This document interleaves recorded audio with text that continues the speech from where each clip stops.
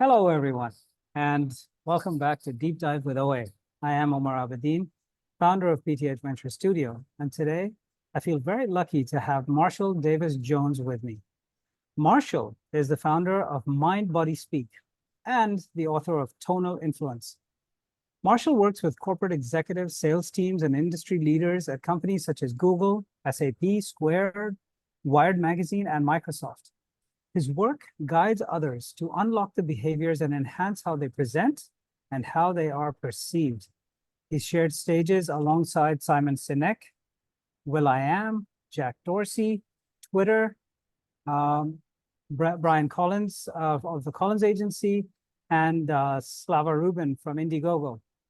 Marshall's techniques win negotiations, de-escalate conflicts, and acquire business relationships across multiple industries. He sits on multiple advisory boards for tech companies as an expert on human vocal performance and affective presence. While writing and speaking globally, he has played a narrative consultant role for 2 documentaries and contributes to innovation design and research centers, including Proctor Gamble. When you hear Marshall's voice, you will know why. He's been tapped to support law enforcement, SFPD and ATF, military personnel, special forces, and even former hostage negotiator and New York Times bestselling author Chris Voss. Marshall was awarded recognition Most Important People of African Descent, class of 2022, via the United Nations. Besides having his poems flown into space by NASA, you can find him playing himself in Ray Romano's directorial debut, Somewhere in Queens. Marshall, welcome to the show. I am so psyched to have you here. Man, good morning, good afternoon, Omar.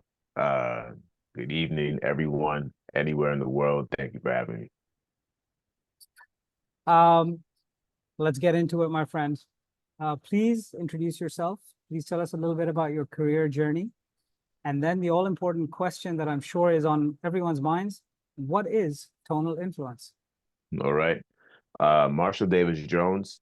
I'm a communications coach now, but I began as a competitive poet, believe it or not. I was not collaboratively communicating. I was competitively communicating, competed at a national level, converted that into bringing storytelling into corporate. I found that the skills of competitive poetry gave me an ear and an eye for what is it that connects with an audience. And I thought there are places and businesses that probably have this problem where they can't say things the way that they want to. That turned into me wanting to work on my voice because, believe it or not, my voice was not always this deep. Though I had a lot of great words, the sounds of those words were different. And I started to train my voice very intentionally. And that's the voice you hear now. So yeah, bringing the work and to answer the question about tonal influence, bringing the work to organizations, I began intentionally with what I call dangerous jobs.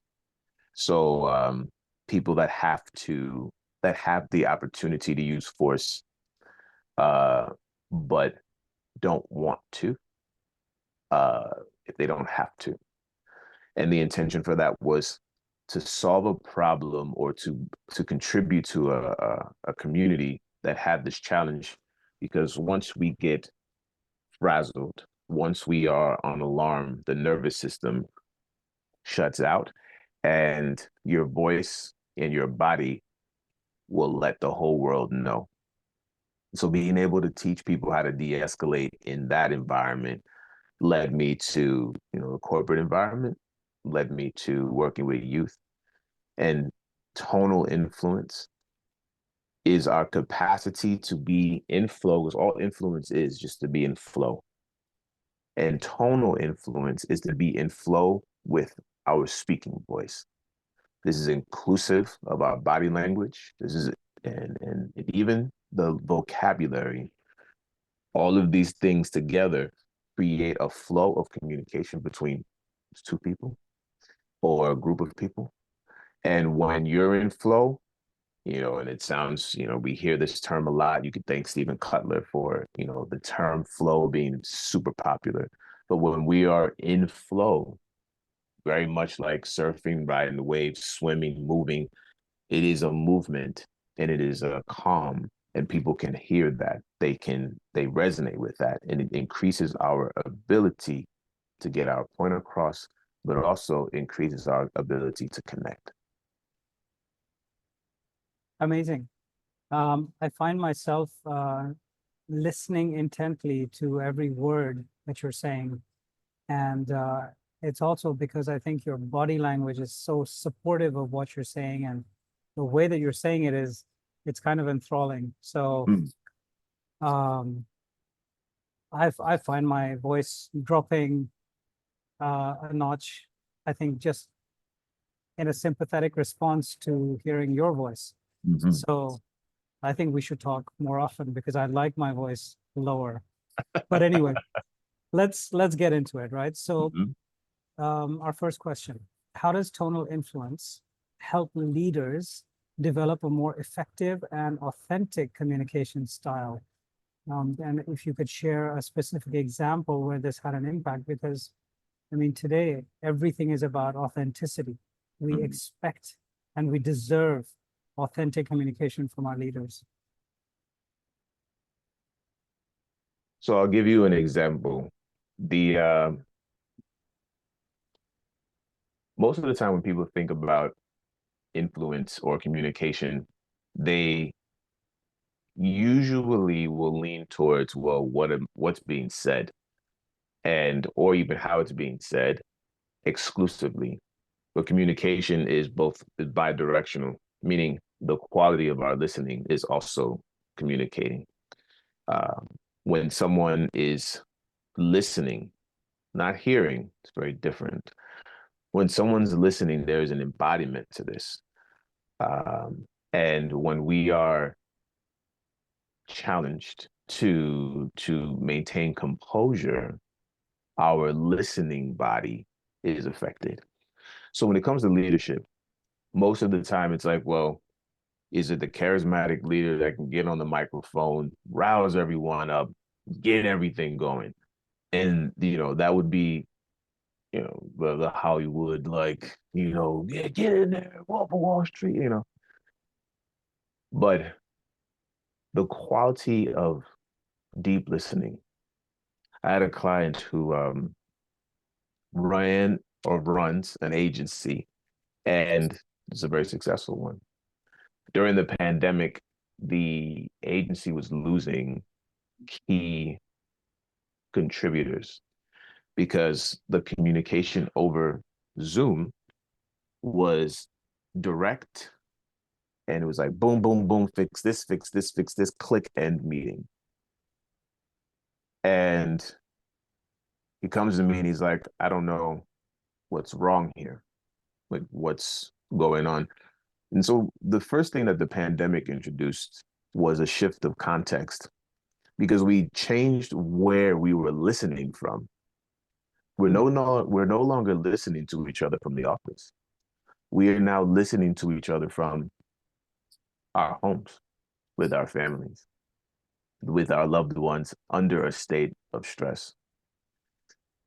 And sometimes it wasn't always about changing a voice or changing, the timbre, but it was a context shift.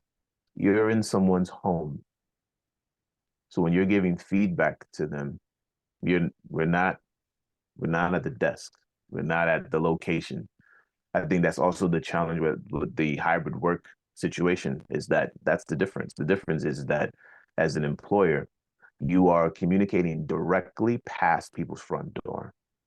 And how would you want to be spoken to? Not to say that it should be different at the office, but how would you want to be spoken to if you had that kind of proximity? If you were in your employee's home, how would you address the challenge of the situation? Or if they were in your home, how would you address or challenge the situation? And sometimes just that, And so the tonal influence and the concept of this is being able to be in context and being able to utilize that context to read the room, which can be very challenging for those in leadership positions because you have a lot of distractors, you have a lot of other things that anyone you can be talking to could be doing right now besides listening to you, besides communicating with you. They could be on their phone. Their family could be talking to them. They could be just watching Netflix, checking their social media. There's so many squirrel, squirrel, squirrel. So being able to create a very deep environment and mastering being able to control how much you invest your own energy. This is all very draining. Like I think a lot of times we get this assumption like, oh yeah, you just plug, play, you do this, and now you're leader of the century. We have to be able to honor our own nervous systems because those are things that we have. And the capacity of our nervous systems. And when we're able to do this, we're able to bring our best foot forward. We're able to sympathetically transfer this. I mean, this is all, at this point, it's measurable. Emotional contagion is real, right? So when you're in a crappy mood, if you're not good at siphoning off or compartmentalizing, oh, best believe it's going to seep into that meeting. And so these are the kinds of things to consider. And, whether you're leading people or not, it's just the decency between other people that is increased with this awareness. I have to say, I could have used this information many, many years ago, because I've not only witnessed failures of leadership, but I have failed at leadership myself many times. And I think this would have been very, very helpful. Moving on.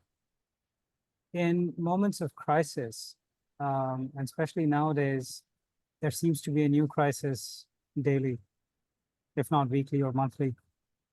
Clear communication becomes even more important. So how does tonal influence equip leaders to maintain composure and communicate effectively during high pressure situations where everyone around them is losing their shit? you know, one thing to think about, imagine you call 911 for a medical emergency because someone in your house cut themselves a little too much and like now they're bleeding a lot. Imagine the EMT arrives, sees the blood, and starts freaking out.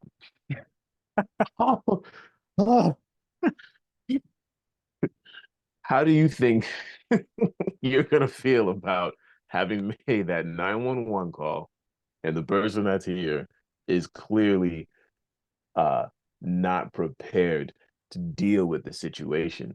This is what happens. I remember working with an EMT school out in Texas, and one of the questions that they have for the evaluators when the students are going through this program, they say, would you trust this EMT to show up for your family?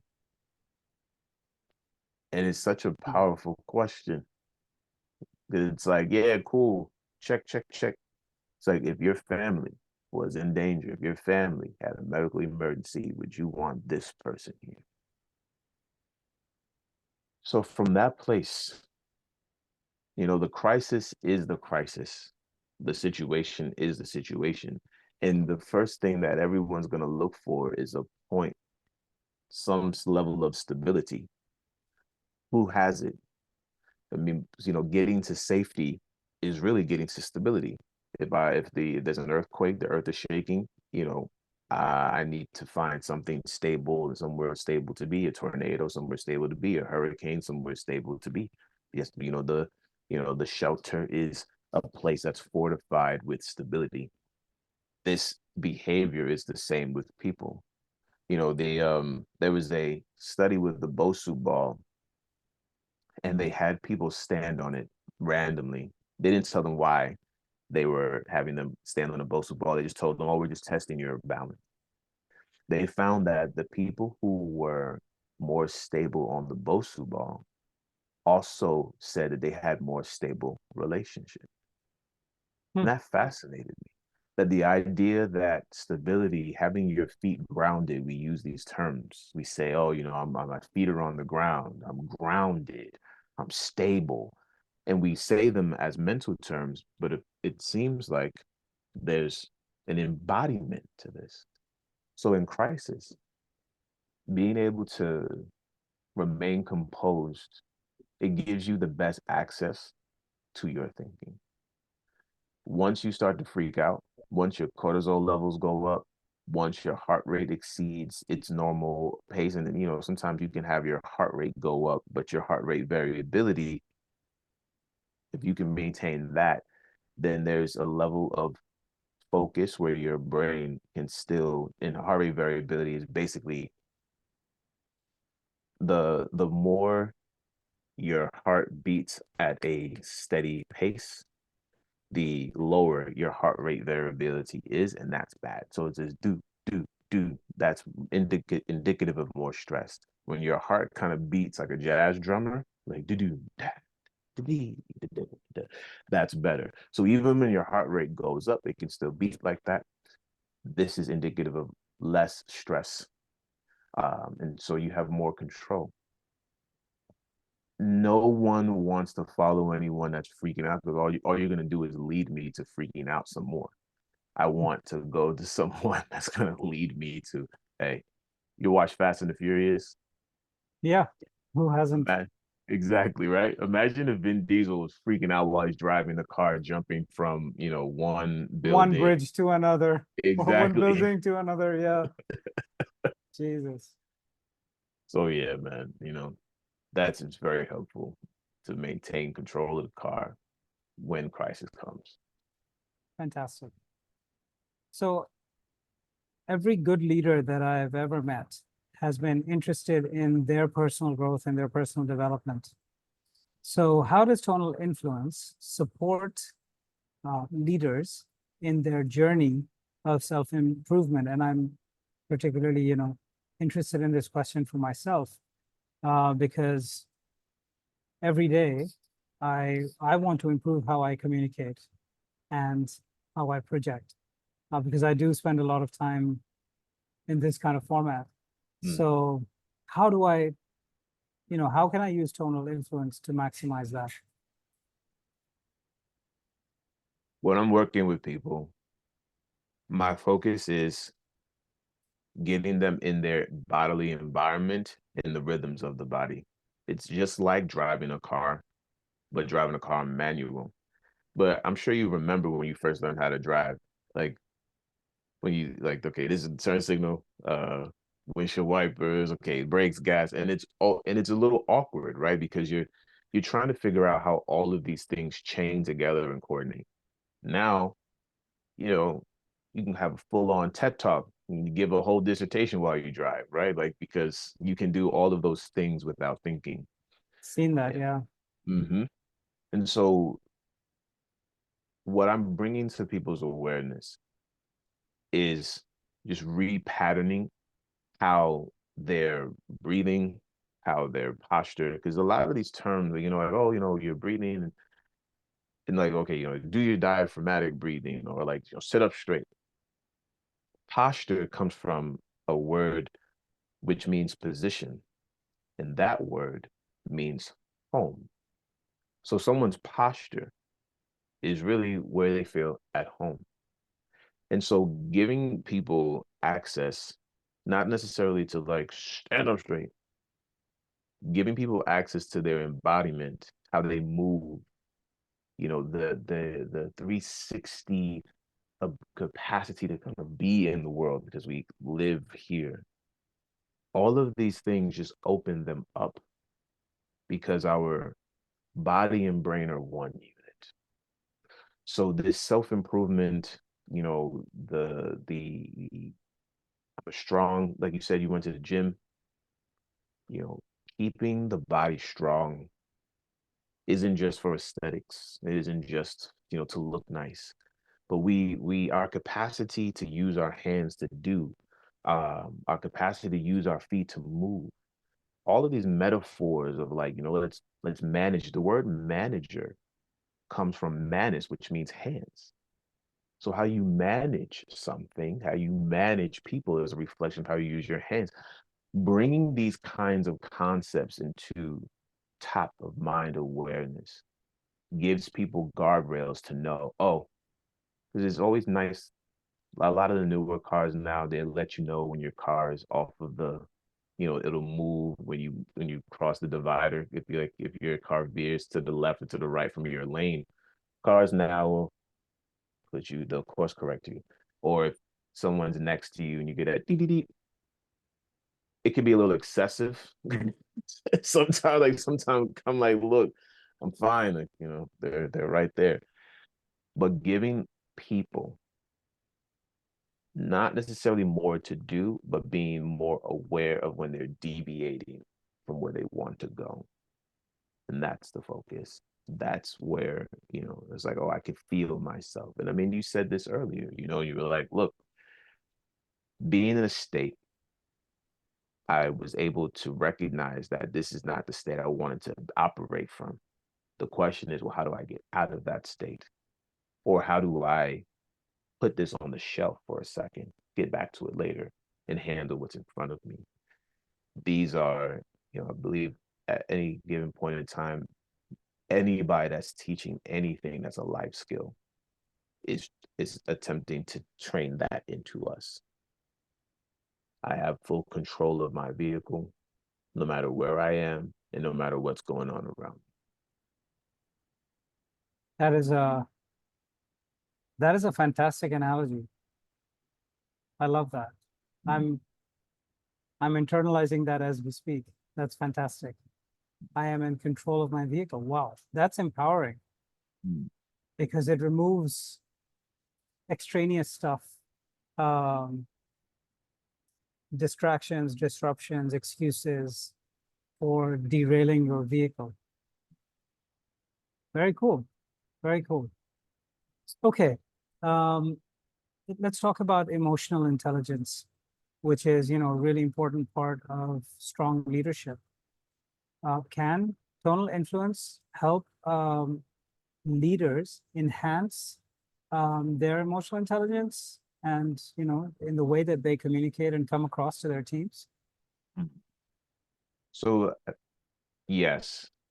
And one of the things that is very interesting is because like a lot of people will look at like, even the guy that created the term emotional intelligence, he kind of backpedaled like, I don't really know if I don't know if I did this right. And I think let's not throw the baby out with the bathwater. I think maybe this is an understanding of where, usually when we think about intelligence, musical intelligence, mathematical intelligence, anything intelligence, we look at direct outputs. Musical intelligence is indicated by my ability to write beautiful music, perform beautiful music. Mathematical intelligence is my ability to compute and then, take those computations and do whatever I'm going to do with them. The thing is that emotional intelligence, there's like a two-step verification process. One, there is the inputs and how you behave as inputs come to you. Meaning, how are you behaving as someone that's speaking with you? That's actually A. It isn't like, oh, he said this wonderful thing, and so now he's emotionally intelligent. Oh, no, that's actually secondary. Primary is, okay, I'm able to listen without being bothered. Like there's nothing that's being said that's bothering me. And the example I'll give you is there's a book called Spy the Lie, Get the Truth. And it's from CIA like interviewers, like when you know, high profile, super high profile crimes, heinous crimes. And one of the things that they talked about was uh, everyone wants their dignity, and they would have to practice even when people are saying some of the wildest stuff, their composure and accepting, you know, things happen. You know, there's one guy on his way to jail. He looks at the interrogator and thanks him. And he said, you know, it helped him to understand the work because, you know, these people hear some crazy things. But if you want them to be honest with you, they have to allow them to maintain their dignity no matter what they're saying to you. Secondarily, the words that come out after things have been said, your tone will indicate just how genuine your listening is. So if I was listening from a place of disgust, like, you know, I'm sitting there and you're telling me this and that and third, and then I say, oh, you know, things happen, you can hear in my tone where I'm listening from. So yes, Yeah. you know, right? And so yeah, being able to have that two-step verification in dialogue, especially when things are challenging, becoming aware of your, you know, the tonal influence, which is just again being in flow, but being in flow in both directions. I am in flow. No matter what you're telling me, you're not gonna rock my world.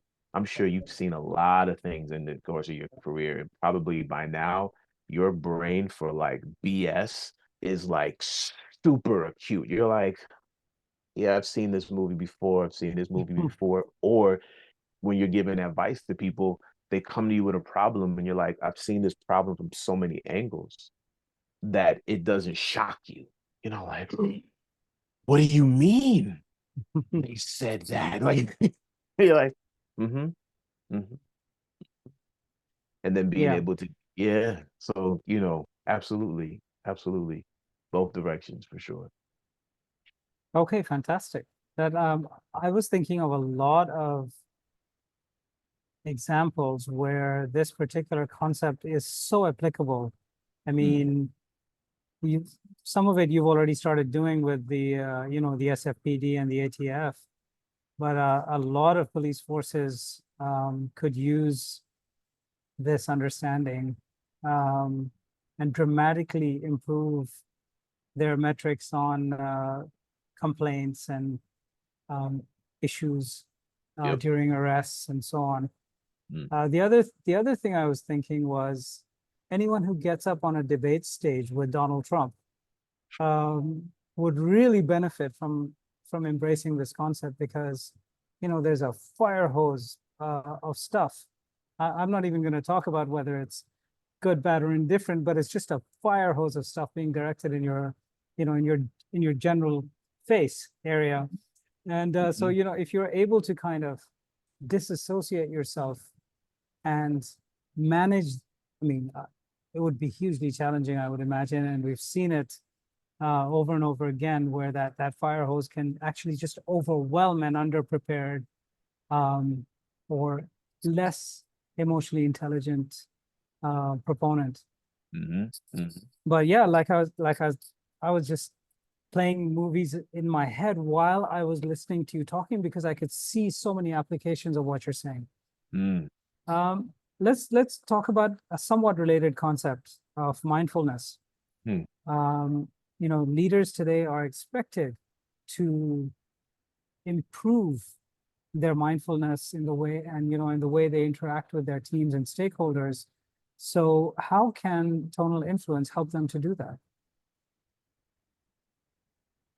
You know, there at the core of this, the spine remains the same with the rhythms of the body. You know, the way that we breathe, you know, all these things that are going on, blood pumping through our veins, um, you know, our cycles throughout the day, our nostril dominance changes every 90 minutes. I mean, these are rhythms that are not only changing our physiology, but they're changing our neurology as well. When we dishonor those rhythms, we reduce our capacity to mind anything, right? And so, most of the time when someone gets to the like, you need to be more mindful phase of their awareness, it might be because they're getting negative feedback. And so, by the time you're getting negative feedback, you first have to de-escalate the natural defensiveness that will come from negative feedback. Someone telling you you're not doing this right, or you're not doing this good enough. But if we get past that place, when we respect our rhythms, time is a rhythm. We look at like time is, no, that's a tempo, right? How many meetings am I taking? How much space between meetings? How long am I allowing these meetings to go on? Does this meeting need to really be like, I love is it Jeff Bezos who's like, or Elon, one of the two, they were like, look, it's like 10-15 minute meetings, something like that. Like we're in and out. And so people are like, well, you can't really get blip, blip, blip, blip, blip. It's like, listen, people spend all the time to make like 30, 30 seconds of content. And that 30 seconds of content is so powerful that, it spreads all over the world. So clearly 30 seconds of time can be powerful. So like if a 15-minute meeting, like everyone, maybe we could get a lot done. But again, mindfulness to these places, to the four psychological dimensions of the probability and time, social distance and physical distance, these kinds of things, when you become aware of them and you are mindful of them, it's the same. Back to the vehicle. I'm in control of my vehicle. Anytime that let's look at leading a convoy. All right, lead vehicles, lead. If something's going on, the check engine light on the vehicle is on and there's a problem and an issue and things are about to break down, and then you don't take care of that, then things will happen down the chain, right? It's the same thing. So, first we have to be centered here. Mindfulness training or mindfulness awareness, you almost immediately start externalizing. And we live in a world now where that is extremely overwhelming, because not only are you externalizing with the people in your neighborhood as you walk down the street, you're externalizing with the billions of people you have access to on your device. So there's this cognitive externalization of being mindful about, and this person, this person, this person. Oh, what about my family? What about my spouse? What about my siblings? What about my children? What about you can see how fast the minding starts to stack like Tetris bricks. So if you, I don't know, have you ever seen like high level Tetris competition? No, I have not. I hadn't either until my jujitsu brother brought it to my attention because he's into it. People have figured out like there's new ways to use the controller, and this is to this analogy. Like, so when we played Nintendo, it was like this is how you use the controller, A, B, and da. Some man, when you see the way that they've rotated that controller, it's like special techniques, and it's like this, and it's like a rolling, and it's a moving, all this stuff, so that you can get those Tetris bricks to new heights. Like this one kid, he beat the entire computer and went past like a level that you weren't supposed to get past, right? When they made Tetris, they didn't anticipate anyone getting past a certain level of code. But what it came to was not the focus of the bricks. It was the focus of the mechanism of control, which was the controller that's in your hands. Hmm. So the chaos that's happening, the falling bricks, it's not the problem. People start thinking mindfulness are like square, line, no. The focus is, do I have a handle on this here? It doesn't matter what's coming down. If I have a handle on my controller, then I can take care of it as it comes. So mindfulness, my opinion, is that mindfulness starts here with that sense of control and rhythm and flow. Because even if you watch it, the Tetris bricks are very click, click, click. But when you watch the controller, when you watch them using it, there's a fluidity of movement to it. And so a lot of times when people think of control, I'm talking about control and being in control, not being controlling, because being controlling is usually very sharp and angular. You can kind of see, like, I'm trying to get this. No. But if I'm in control, then it's like, okay, cool. That's happening. All right, this person said this. They're probably having a really bad day. You start to move things out of the way, you start to clear the lines with a bit more finesse. Doesn't mean they're going to stop coming, because I think the other thing is sometimes we kind of think we'll get to a place in our mindfulness where, like, the world will stop being the world, and that's not going to happen. People are still going to try to insult you. People are still going to cut you off. People are still going to not make deadlines. People are still going to disrespect, or disregard you, or any of these things. But it's how you clear the lines that will change, because you have composure for yourself. Very cool. Very cool. So again, a very sort of empowering analogy and concepts. So where the control is in your hands, it depends on what you do, not what is being thrown at you. So I love it. Mm. Another area that a lot of leaders struggle with is optimizing or strengthening team performance. And we know that, one of the biggest drivers of any team's performance is effective communication. So how does tonal influence help in improving team performance and team dynamics? Man, you're down in the half by 14 points, and you go into the locker room and you talk to your team.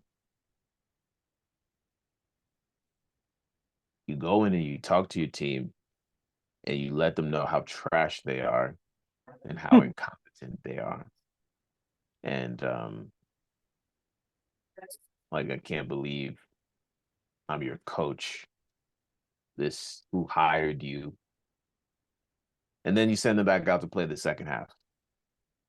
I mean, I don't know. I don't know what kind of results you'll get from that. But my imagining is that it's gonna just continue to go downhill from there. Or uphill rather.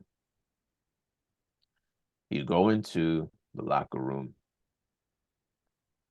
you remind your team of how they got here, because this is the game. They made it here, whether it's the beginning of the season or it's the final game of the season, whatever it is, you did something to earn your place here.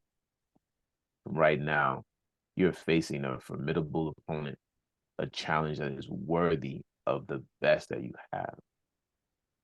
And you let them know that you believe that the best of them is still yet to be seen today, because the game is not over. Send those guys outside, send those girls outside. You may get a different affect. You may get a different intensity than the other guy got. Yeah. Yeah, I see that.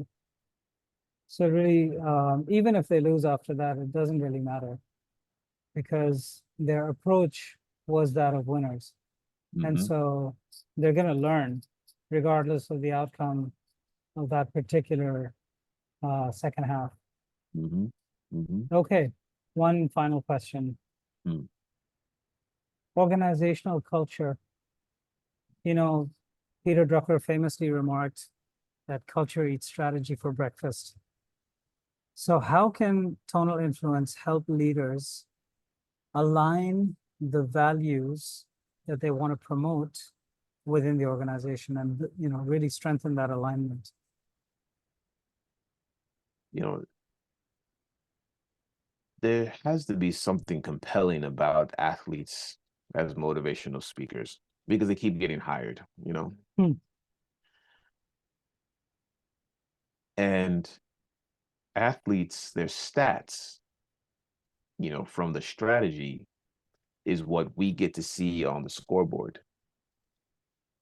The culture that created that is what they get on stage and they talk about.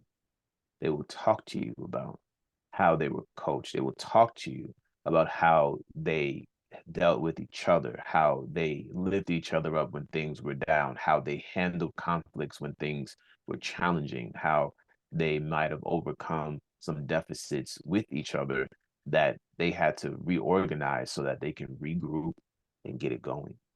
Um, in from the military, they have, you know, this ideation order, you know, form, storm, norm, perform. Mm-hmm. And any group that comes together really goes through that process. We form together, renew, we storm to figure out where we gel, don't gel, you know, chaos ensues, then we normalize, and then we perform. You know, the culture is what we get in the form, storm, and norm phase. That's your culture. When people come in to your organization, when people acclimate to where they fit in your organization in the storm phase, then they are normalized. So once you're normalized, what is it that people believe about looking to their left and to their right? Most of the time in school, unless you're doing a group assignment, looking to your left and to your right is cheating. That's bad. But when you're working in an organization, looking to your left and to your right, that's your team. Those are the people that are with you moving towards the greater goal of the organization and the business. Creating that environment of safety within the power of the group. The whoever is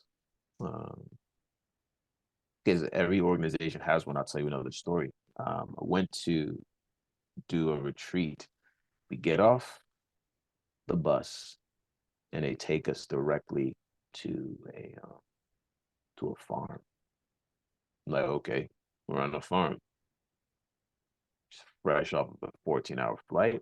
And now we're out here with a bunch of sheep and goat. Shepherd goes, all right, herd them. First of all, I didn't sleep that well, but there's about 60 of us and there's 3 teams of 20.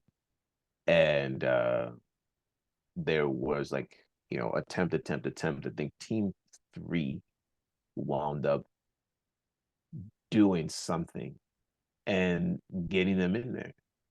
The shepherd asked, all right, so how did you do it? And they said, well, we surrounded them. It's like, that's good. Said, except I don't have that opportunity to have 19 other people surround my sheep and goat.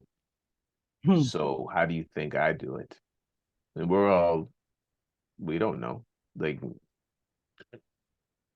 how do you do it with just you? He says, who do the sheep follow? You know, who do you know? And we said, no. He said, the sheep follow the alpha female goat. And my job is to earn her trust. And then I stay all the way back. And when it's time to go in, she leads them in. That stood out to me because after that, started to see this trend and this pattern everywhere. There is somebody who has the gravitational pull in your organization that if they go, a lot of other people will go with them. You will see it It's like once you see it, you can't unsee it. And you have to be able to get past your ego. You have to be able to get past self-importance. It's challenging, especially if it's your company. But if Yeah. you have an employee or a manager who has that gravitational pull, you earn their trust and you let them lead everyone else because the people trust them probably more than they trust you. And that's not be it for anything but feeling heard, operationalizing that skill is very different vertically. We are Hmm. more likely to have a sense of feeling heard when we feel level. Think about the term, hey, let me level with you right now. That's indicative of acknowledging that, you know what, there might have been some sort of vertical hierarchy thing that was going on, but like, let me level with you.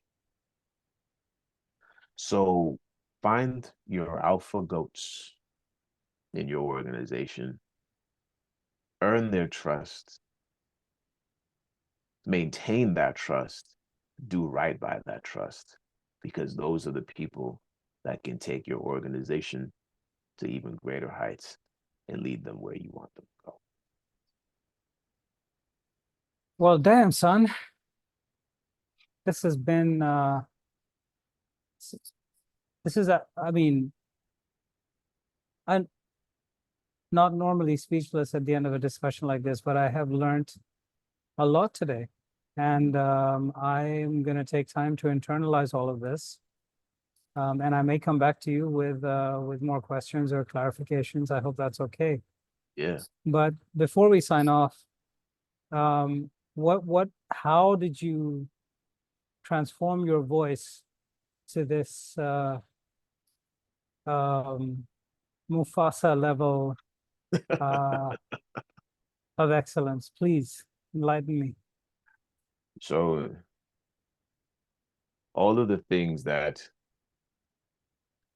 um, we look at as far as, you know, carriage of the body, movement of the body, the the speaking voice reflects just whatever tensions we have and what tensions we hold, and not just like I have a crick in my neck, but even like my face. I remember when I first started doing this work, my friend, he was in acting school and he showed me this massage for the face. When I would touch my face along these lines, I had this invisible tension because it didn't become real until I touched it. I was like, how long have I felt this in my body? Becoming very obsessive about, you know, the micro tensions and then bringing my body into a state of slow rhythmic movement. I mean, these things, you know, you might notice and like check this out, like even after you work out and stuff and you kind of get moving, your voice does change. It's like a temporary change. Your body's like, oh, all right, so you know, we're gonna do this, we're gonna do that, we're gonna do, you know. My goal was to find out where in me and on me I was holding. Hmm. Because even like right now, if I bring tension to my feet, you hear my voice, it goes. Right. I bring tension to my hands, my voice goes. I bring tension to my shoulder, my voice goes. And that's for all of us. And so, you know, with training, you know, and again, this is mindfulness here in the vehicle. When I'm aware, then I can make sure that, you know, my system can flow. That's all that's happening. We use these terms like, oh, I feel stuck. Where? How? Because no one's gluing your feet to the floor. But when you start to think about the muscular system and a chain reaction of movement that is throughout the whole body, if there's something tight, well, yeah, now we could be stuck. So, you know, there are definitely more, you know, technical things. And what happens is it's just like anything else. The body starts to reform and reshape around the shapes you put it in. And then over time, you know, it's when I first I was like, hi, my name is Marshall. People were like, what's wrong with you? And, you know, it was an overcorrection really. But, you know, once you get more comfortable, and even like you said, the sympathetic response is like, well, you know, because we also hear ourselves Mm. and we respond empathetically to the sound of our own voice. So if you're like, yeah, I like this, and, you know, stay here. Okay, cool. You know, your body then organizes itself around where you want to be. So, I mean, another time we can get into techniques about that kind of stuff, if that's something you want to do. Yeah, no, I'd love to. But this has been really a fascinating session for me. And so so many insights. I'm in awe of the way that you approach this and the way that you've explained this. So thank you so much, Marshall. Oh, you're welcome. Listeners and viewers, I hope you've learned as much from this as I have. And I look forward to welcoming Marshall back again in the future. Marshall, thanks again for making the time and sharing your knowledge and insights with us. Thanks very much. You know it. Take care. All right. Bye for now.